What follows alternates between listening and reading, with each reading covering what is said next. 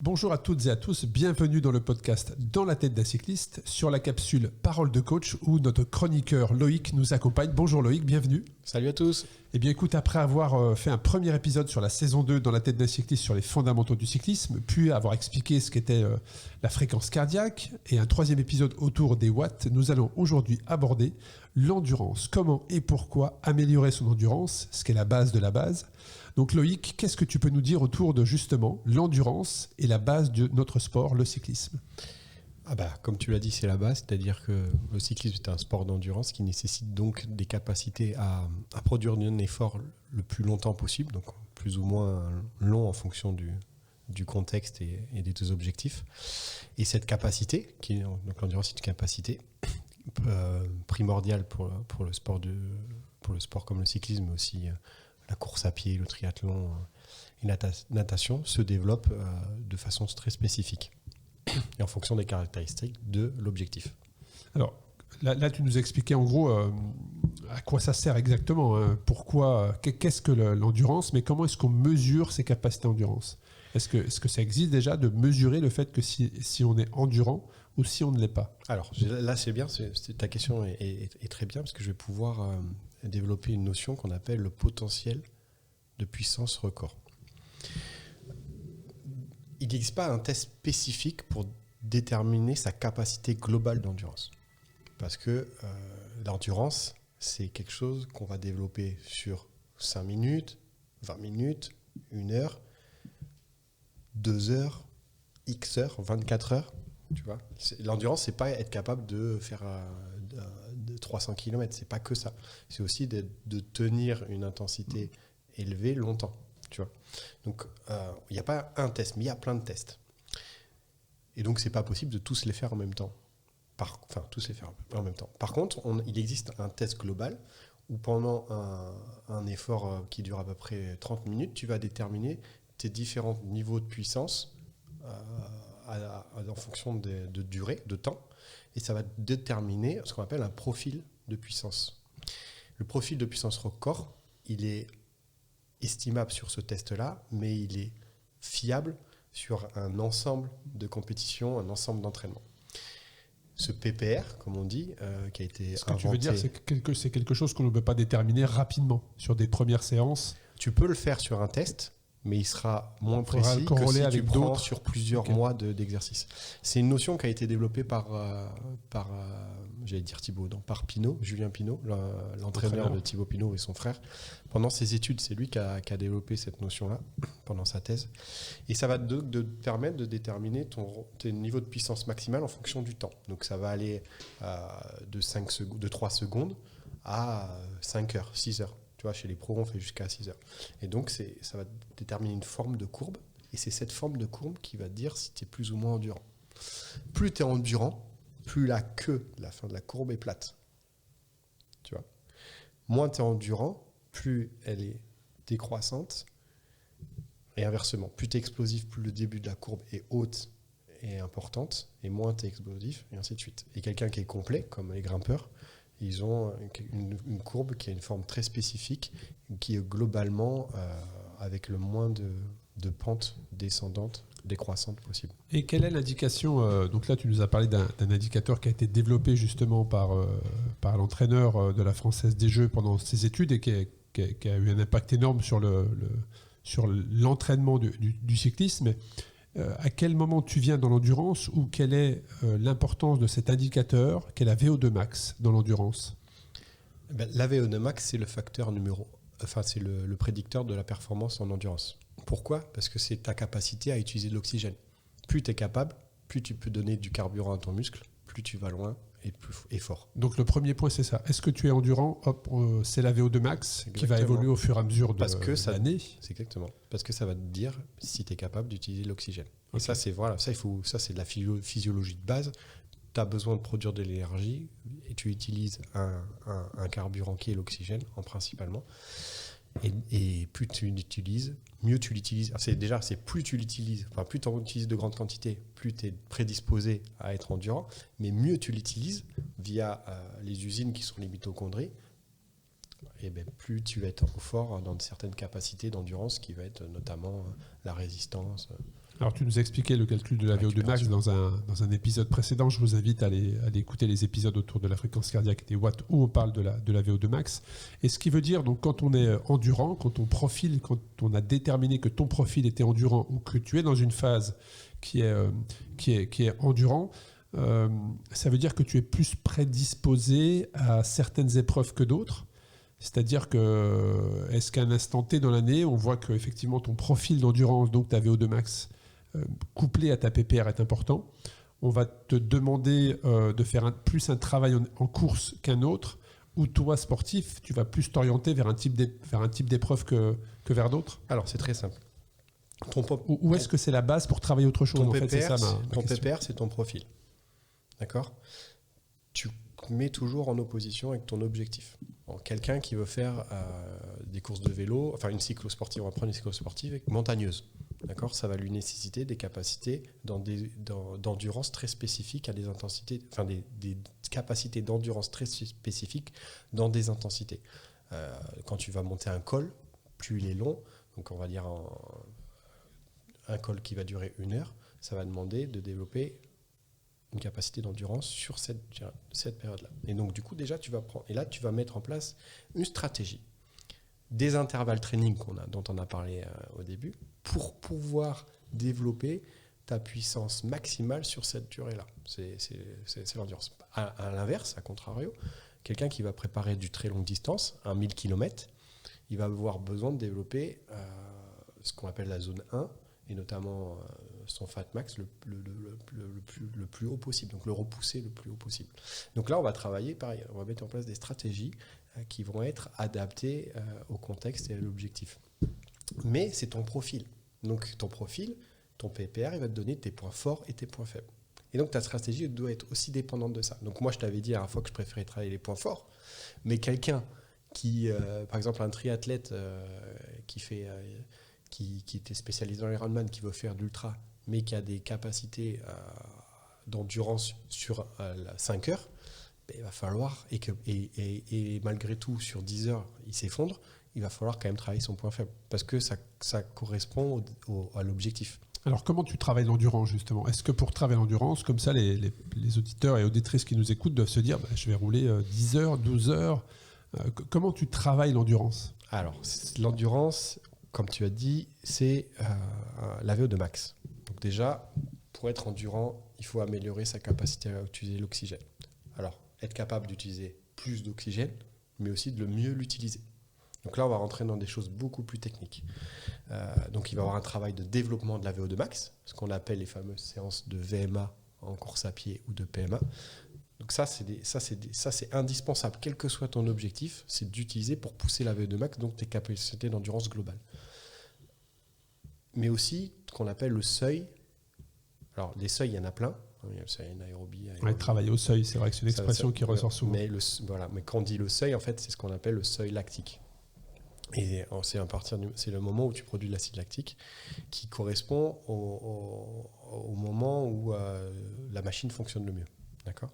Ce seuil lactique, il faut aussi le développer.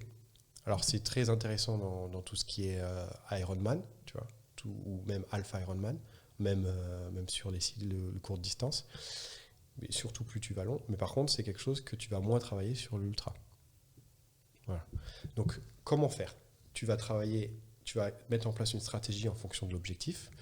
Donc, tout ce qui va être compétition cyclosportive, cyclotourisme, tout ce qui va être inférieur à 4 heures, là, tu vas...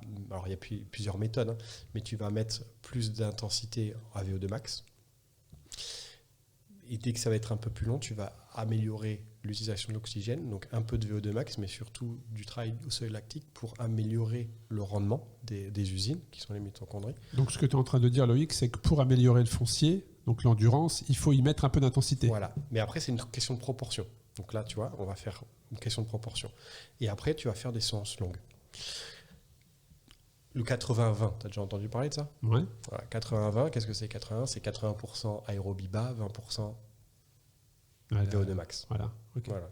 Mais tu as d'autres méthodes. Tu peux avoir le 70-20-10, qui va être 70% aéro, 20% lactique et 10% VO2 max. Il n'y a pas de méthode miracle. Il y a quelqu'un là qui m'a envoyé un mail. J'ai rencontré un coureur. Donc c'est un triathlète. Hein. Il a fait une course, il a fini deuxième et le mec a fini premier. Et le premier, il lui dit parce que pour me sentir bien, je fais du vélo le matin avant la course. Et il me dit, est-ce que ce serait bien pour moi? Mais en fait, j'ai pas la réponse. Tu vois, il y a pas de et la méthode, il n'existe pas de méthode magique. Le fameux déblocage. Ouais, mais t'as pas de méthode magique. Voilà. Et bien là, c'est pareil. C'est pas parce que tu vas faire du 80-20 que tu vas progresser. Et si tu en fais de toute façon tout le temps, tu progresseras plus. Hein, c'est le fameux stress et l'adaptation au stress. Donc il faut le faire en fonction des objectifs, en fonction des périodes, on en a parlé, des saisonnalités, des réactions hormonales, et de prendre tous ces paramètres-là et de mettre en place des stratégies. Et après, l'entraînement, et notamment d'endurance, comme le reste, c'est aussi laisser-erreur, tu vois. J'essaye, je vois, ça s'adapte à, hop, en fait ça va pas, on va changer. Modifie. Est-ce que tu fais travailler à tes coachés la même manière l'intensité pour quelqu'un qui veut travailler l'endurance avec les mêmes proportions que quelqu'un qui fait de la compétition et qui veut travailler déjà à la base ses intensités, ou qui fait de l'intervalle? Est-ce que les ratios, les rapports de l'intervalle que tu fais travailler, de fractionner, que tu fais travailler tes coachés, est la même, dupliquée pour quelqu'un qui veut travailler son endurance plutôt que quelqu'un qui veut travailler son intensité? Non, donc non, pas. Est-ce que j'ai été clair dans ma question? Ouais, tout à fait. Et en plus, elle est hyper pertinente parce que tu vas voir le point que je vais appuyer. Donc, on parle du stress et de l'adaptation au stress. Donc, déjà, c'est individuel et ça dépend de l'objectif. Je vais prendre un exemple concret. La fameuse séance Jiménez. Tout le monde la connaît. Tu connais? Non, je la connais. Si, je la connais. Je la connais en intérieur. Ouais. Voilà, en extérieur, je n'ai jamais fait. Tu peux la faire dans un col. Hein. Ouais, j'ai déjà fait. Donc, consiste à faire 4 minutes à intensité 3, en bas de l'intensité 3, et 1 minute à PMA. D'accord? Répéter 9 fois. Ça, c'est, on va dire, la base. D'accord? Mais ça, si tu le fais à tout le monde, à n'importe quel... En fait, ça n'a aucun sens. Cette technique de développement de VO2 max, elle permet de développer la VO2 max, mais surtout la capacité de soutien à la VO2 max. Et ça va être très utile pour un grimpeur quand il va monter un col, tu vois, et qui va attaquer et être à la limite, tu vois. Donc ça, c'est Tom Boonen utilisait cette méthode pour préparer Paris-Roubaix. Mais il n'utilisait pas qu'un bloc. Il faisait 2 blocs. Il faisait 4 heures de vélo, et pour préparer la fin de course, il faisait 2 blocs de 46 minutes enchaînés de Jiménez. Tu vois, mais il avait pris le contexte et l'a mis. Individuellement, il y a quelqu'un qui va faire 4 minutes, 1 minute. Et bien moi, en fait, dans cette méthode, je vais utiliser cette méthode-là, mais en fonction de la personne, je vais adapter l'intensité dans les 4 minutes et 1 minute, en fonction de ce que je veux. Si je veux plus qu'il développe la valeur brute de VO2 max, je vais plutôt faire travailler sur les 1 minute et descendre les 4 minutes, pour te donner un exemple. Et par contre, si je veux travailler son temps de soutien, je vais augmenter les 4 minutes et descendre un peu les 1 minute pour qu'il travaille plus sa capacité. Tout ça pour dire, parce que c'est un peu long et je peux perdre des gens, tout ça pour dire que la construction de la séance, elle doit prendre en compte ses paramètres personnels, individuels. Voilà. Et donc, il n'y a pas de méthode miracle, mais on peut utiliser des techniques de base et les adapter à la personne. Quand tu veux développer la VO2 max ou la VMA, parce que c'est pareil en course à pied, brute, tu vas utiliser plutôt des travails courts à très forte intensité. Plus tu réduis le temps de repos, plus tu travailles la résistance. D'accord ? Si tu veux travailler la capacité de soutien à VO2 max, tu vas travailler sur des exercices longs et des contre-exercices un peu plus courts, avec une intensité élevée. Les contre-exercices, c'est-à-dire que ce n'est pas de la récup pure comme la VMA. Et puis tu vas multiplier ça dans le temps. Tu vois un petit peu le... Ouais, je vois, mais la question qui me vient, c'est pourquoi est-ce que dans l'ordre, tu sais, on parlait au tout début, dans le premier épisode, dans la capsule Parole de coach sur les fondamentaux et notamment la progressivité. Qu'est-ce qui fait aujourd'hui? Est-ce qu'il y a un contre-exemple de personnes qui a déjà commencé à travailler son fractionné avant de travailler l'endurance? Ou est-ce que vraiment c'est reconnu de tous que l'endurance est la base de la base? Tu vois ce que je veux dire? Scientifiquement, non. Okay. Il n'y a pas de dogme sur ça. D'accord. Tu as déjà entendu parler de la périodisation inversée? Oui, donc j'imagine que tu commences par l'intensité et après tu fais ton endurance. Exactement. Je ne sais plus quel professionnel, je n'arriverai pas à sortir le nom, mais je ne sais plus quel professionnel l'avait testé justement. C'est Froome? C'est peut-être ça. C'est Froome. C'est comme ça qu'il a travaillé pendant un moment avec...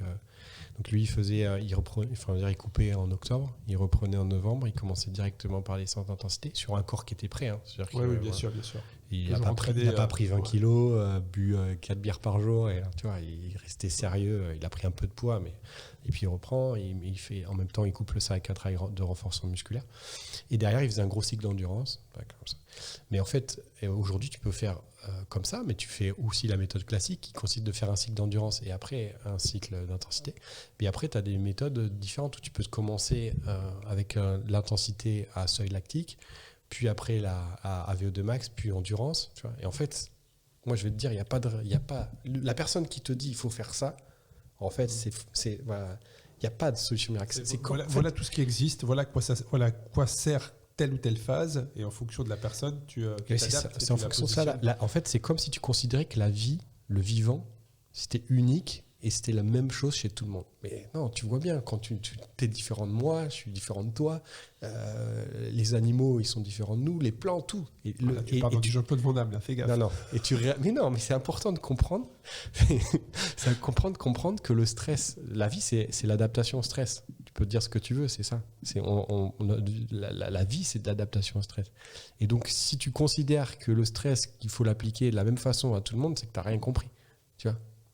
Non, mais c'était bien de mettre ce point philosophique. Voilà. C'est pas de la philosophie, c'est la réalité. Moi, c'est ma ligne. Je blague. Ouais. Je suis entièrement d'accord avec toi. On l'a dit dans les différents épisodes précédents. Hein. Sur les watts, on est tous différents. Sur la cardio, on est tous différents. Et que tu peux pas comparer les watts que tu produis par rapport au sportif qui est à côté de toi ou essayer de voir sur son capteur à combien il développe de watts. Ça va te donner juste un chiffre, mais tu peux pas le comparer. Et tu peux pas dire parce que machin fait ça que je vais faire ça. Exactement. Voilà. C'est pour ça que dire que la mode c'est faire l'entraînement au développement du réseau mitochondrial comme fait Pogacar que tout le monde doit faire ça. C'est absurde. C'est pas parce que ça a marché 2 ans chez lui que ça va marcher toute sa vie déjà. Et voilà. Et c'est pour ça aussi que considérer l'entraîneur sur des bases empiriques, c'est-à-dire des gens qui ont de l'expérience personnelle et qui le reproduisent, c'est limitant en fait. C'est hyper limitant. Complètement. Mais comment est-ce que tu peux suivre la progression de ton endurance en fait ? Qu'est-ce qui va venir sanctionner le fait que tu aies progressé en endurance ou pas ? Donc il y a cette VO2 max dont tu m'as parlé. Donc si tu la testes 3 ou 4 fois dans l'année, est-ce qu'il y a d'autres indicateurs qui vont venir sanctionner ta progression ou ta régression ? Sanctionner, qu'est-ce que tu veux dire ? Sanctionner, donner un chiffre en fait. C'est-à-dire, voilà où tu en es à cet instant précis. Donc, tu as progressé ou tu as régressé. Ma question, c'est comment suivre une progression, en fait. Est-ce que c'est juste l'entraînement et les étapes que tu vas mettre en place qui, si tu les suis naturellement et logiquement, tu vas progresser en endurance ? Ou est-ce qu'il y a vraiment des exercices ou des tests ou un suivi peut-être via une plateforme ? Tu vois, ça peut être les plateformes que tu utilises. Si tu viens uploader à chaque fois tes entraînements, je sais que Strava le fait, je crois même quand tu t'entraînes, ça te donne des indicateurs. C'est peut-être pas des indicateurs de performance ou de progression, mais ça te donne des indicateurs, une petite courbe, et tu vois en fonction des entraînements que tu fais, donc du dénivelé, la distance, de ta fréquence cardiaque et des watts estimés, ça te donne un indicateur. Est-ce qu'il y a d'autres outils ? Est-ce que cela suffise ? Alors, la progression du PPR dans le temps. Donc, par exemple, sur Nolio, à chaque fois que tu vas battre un record sur un temps, il va te l'indiquer. Donc, ta courbe, elle passe d'un palier supérieur. En tout cas sur une partie de la courbe. Donc ça, c'est un indicateur d'augmentation de l'endurance si tu es dans les plages aérobie, hein, bien sûr. Si tu augmentes en sprint, c'est pas pareil. Donc la forme de ta courbe. Et puis il y a un indicateur qui est peu utilisé en vélo, enfin qui était très utilisé par l'entraîneur de Lance Armstrong, mais qui est plus utilisé en trail, c'est la vitesse ascensionnelle. Par exemple, pour vraiment quantifier ta progression sur les longs cols, tu peux utiliser cet indicateur. Et comment il fonctionne ? Ça veut dire c'est quoi ta vitesse par rapport au dénivelé. Ouais. Exactement. Maintenant, tu l'as sur le Garmin, tu as la vitesse ascensionnelle en direct si tu veux. Donc ça, c'est un indicateur qui te permet mieux que les watts parce que même si c'est une base, c'est une base, mais tu as le contexte extérieur, tu vois, si tu as le vent de dos côté, si tu n'es pas tout seul, tu vois. La vitesse ascensionnelle, c'est quelque chose qui va te montrer que tu progresses en endurance dans les montées. Voilà, autrement, le meilleur, c'est le PPR. Donc, le PPR, même, tu peux le distinguer entre montée et plat. Comme ça, tu peux voir. Intéressant. Intéressant. Donc c'est vrai que pour développer... Rapporté au poids, Arnaud. Rapporté au poids. Toujours, parce que ton PPR, il va Sinon, c'est pas augmenter cool. si tu as pris 10 kilos. Voilà. Comment améliorer son endurance à vélo? C'est vrai que tout de suite, tu t'imagines qu'il faut aller faire des bornes, ce que tu appelles, toi, le light. Light intensité, tu vois. Exactement, mais sans vraiment savoir que ça s'appelait comme ça. Par expérience, j'ai pratiqué ces séances, et c'est vrai qu'au bout d'un moment, quand tu répètes ces séances plusieurs fois par semaine, ça peut devenir... Enfin, en tout cas, les sorties, et que tu as écouté plusieurs fois la même musique ou le même album, ça peut devenir un peu lassant. Et que tu as appelé tous tes potes et toute ta famille, tu vois, au bout d'un moment, tu arrives au bout de quelque chose. Comment tu peux rendre? Quelle astuce tu pourrais te donner? Quels conseils tu pourrais partager sur comment rendre ces séances un peu plus fun? Alors, dans le premier épisode, on a parlé de tout ce qui était technique, qu'on peut travailler dans ce niveau d'intensité, donc là en Z1, donc que ce soit la force, donc là on parle de force d'endurance ou de vélocité. Donc tu sais, la lassitude, tu la coupes, tu la combats en coupant l'effort. La routine, ouais, la tout à fait. routine. Ouais. Donc là, c'est un moyen. Donc c'est-à-dire que tu dis, sur 6 heures de vélo, pendant 1 heure, je vais faire 80 RPM. Tac. 1 heure, je vais faire 90, tu vois. Et je vais me concentrer sur autre chose. Ouais, donc tu et je vais découpes ta découper séance l'effort. en exercice. Tu peux faire la même chose avec de la force, ou coupler les deux, d'ailleurs. Donc ça, c'est intéressant. Tu peux aussi niveler les niveaux d'intensité dans cette zone-là. Tu vois, par exemple, quand tu fais développer la zone fat max, donc la zone lipidique, tu vas travailler en deçà, au-dessus. Et tu vois, tu vas te concentrer avec des périodes plus ou moins. Tu peux coupler ça avec aussi des efforts alactiques, avec des sprints à telle période. Alors, en plus, si tu es entre copains, ça peut être sympathique. Plutôt sympa, ouais. Voilà. Tu peux travailler, le faire sur des efforts courts d'inférieur à 10 secondes, assis, debout, enfin tu vois, tu peux niveler ça. Tu peux écouter des podcasts aussi. Ouais, il y en a des bons, je peux t'en conseiller. mais c'est vrai que ça peut être frustrant parfois pour la personne qui n'a pas l'habitude de travailler son endurance quand tu fais tes premières sorties où tu vas chercher justement cette filière lipidique, où tu es en dessous de ce que tu as l'habitude de t'entraîner, tu as l'impression de ne pas avancer en fait, parce que tu fais le calcul de ta moyenne, donc de la durée de l'entraînement sur la distance que tu as à parcourir. Et parfois, c'est pour ça que c'est important de donner de la perspective et du sens dans les entraînements qui sont planifiés, parce que ça peut être déroutant d'aller travailler son endurance. Exactement. Alors moi, quand je donne un petit truc, moi ce que j'aime bien faire pour ces séances-là, c'est de ne pas savoir où je vais. Oui, ce que j'appelle ça, c'est que des fois je me perds volontairement, effectivement. Exactement. C'est-à-dire que tu te dis, je connais pas, j'y vais. Ouais. Et là, en fait, le temps, il passe beaucoup plus vite. Exactement. Ça, c'est une très bonne astuce. Ouais. Et voilà, ça, c'est un des moyens.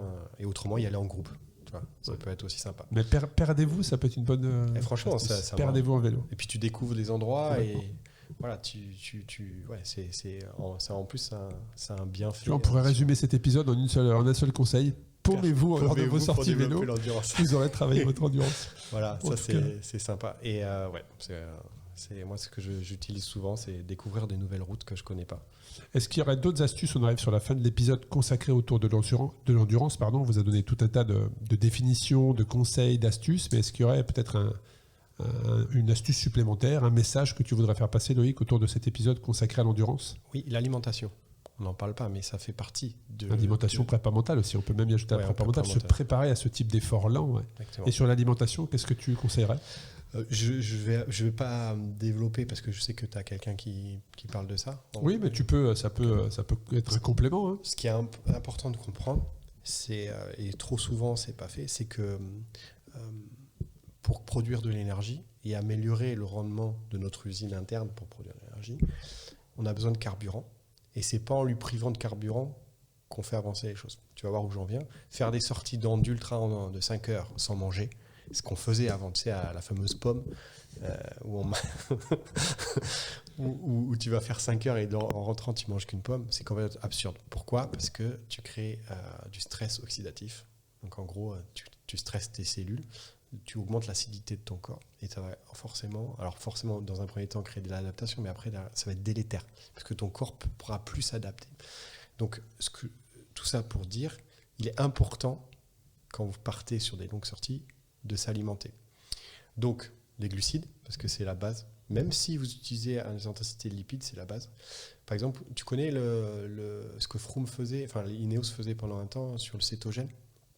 Eux, pour favoriser le développement de Fat Max et l'utilisation des graisses. Ils avaient un entraînement en stage où ils faisaient beaucoup de très basse intensité, plus de la Z2 dans certaines séances. Et sur les séances de... C'est étonnant d'entendre que des pros sont en zone 1. Ouais. Ah oui, mais ils font des heures. Et en fait, l'objectif, c'était développer l'utilisation des lipides et s'assécher. D'ouvrir la fibre, d'accéder, en fait, que le corps accède à cette filière lipidique. Comment ils faisaient? Donc, régime cétogène la veille. Donc, pas de glucides. Pas de glucides. Donc, c'est-à-dire qu'ils mangent... Ils appauvrissent leur réserve en glucides, effectivement. Donc, protéines et acides gras, maximum. Ils partent sur la séance, mais sur la séance, ils mangent. Et ils mangent des glucides via du liquide. Voilà. Parce que c'est indispensable. Parce que si tu fais pas ça, tu crées du stress oxydatif. Et en plus, ça va être contre-productif. Tu vas voir par contre, beaucoup peuvent effectivement penser qu'en allant rouler...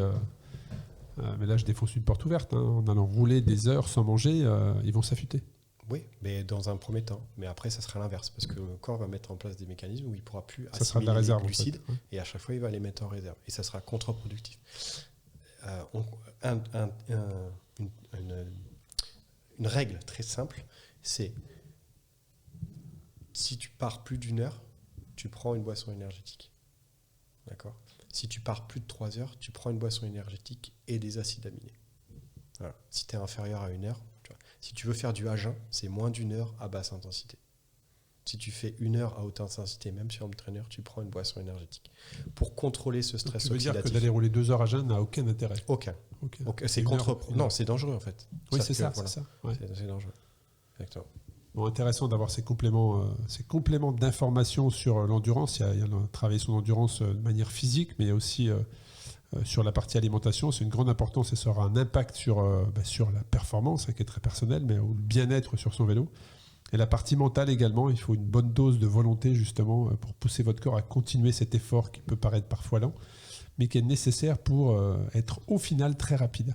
Un grand merci Loïc à toi pour cet épisode consacré autour de l'endurance et je te dis à très bientôt sur le podcast Dans la tête d'un cycliste. Merci.